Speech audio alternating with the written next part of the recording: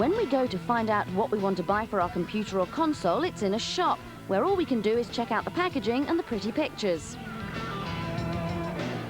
Before it all gets to the shops, though, it gets shown with far more care and attention at interactive entertainment trade shows around the world, where the public isn't invited in. The biggest and most important show used to be the Consumer Electronics Show, held twice a year in the USA. The event covered almost every kind of electronic device, and interactivity, which started out as a small part of the show, grew to dominate it in the 90s. It wasn't long before someone suggested an alternative.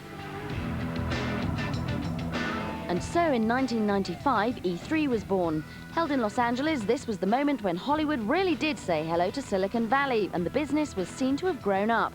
E3 is now the focus for developers, publishers and distributors from all over the world, as well as anyone hoping to get into the industry.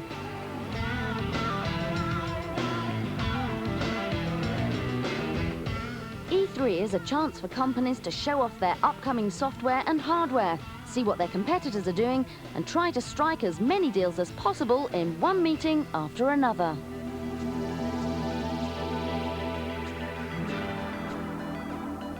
ECTS is Europe's smaller version of E3. It used to be held twice a year, but now that publishers want to hold back their best products to unveil in Los Angeles, it switched to an autumn-only arrangement.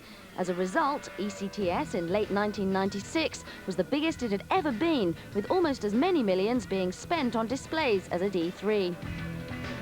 A lot of that funding comes from Japan, and of its own corporate exhibitions, the most established is Nintendo's Shoshinkai show in Tokyo.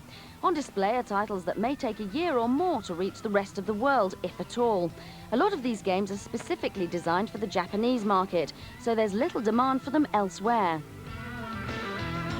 With games, multimedia and all things interactive expanding so rapidly, trade shows have helped to keep everyone in touch. You do have to wonder, though, whether they're going in the right direction. After all, the money spent to impress visitors at these events might be better spent on making more imaginative software. Having said that, most industries do have their own trade events, so why should we be any different? Although the big shows run for 3 or 4 days, people often don't have time to see everything they want to, and keeping ahead of the game can really wipe you out.